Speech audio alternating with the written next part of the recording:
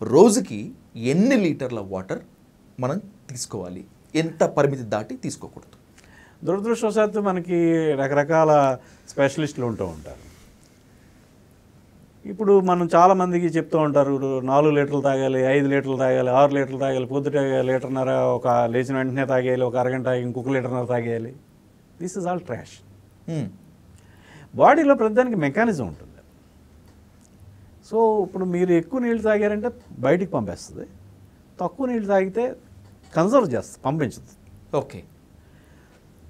ఎంత ఎక్కువ నీళ్ళు తాగినప్పుడు అంటే అది తట్టుకుని మోసేంత వరకు. నాకు తెలిసిన ఒక వ్యక్తి ఉన్నారు. Okay sir. ఇట్లాగే 4 లీటర్లు, 5 లీటర్లు, 6 లీటర్లు తాగాలని చెప్పేసి రోజు తాగిస్తే యూరిన్ అవడం ఆగిపోయింది అతనికి.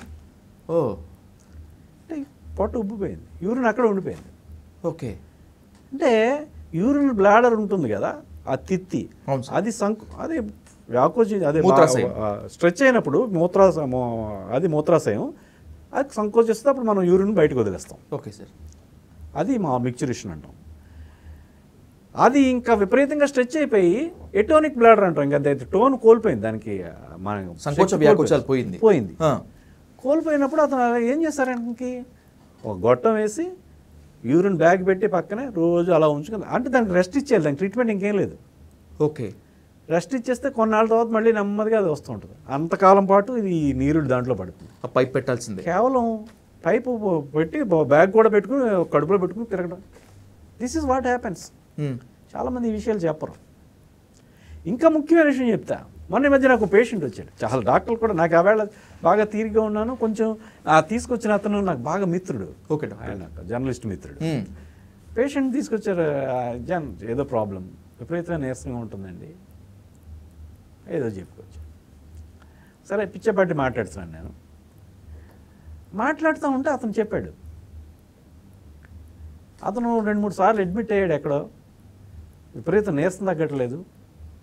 ఏంటో తగ్గట్లేదండి, ఇన్ని చోట్ల తిరిగినా ఏంటన్నాను.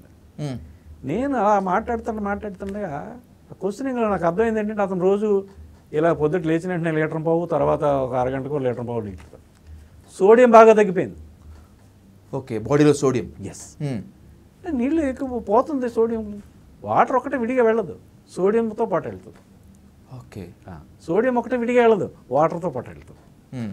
రెండు అలా ఇంటర్డిపెండెంట్. Okay sir. సో అతనికి సీరం సోడియం బాగా తగ్గిపోయింది, ప్లాస్మా సోడియం బాగా తగ్గిపోయింది, విపరీతమైన నిస్సత్వం.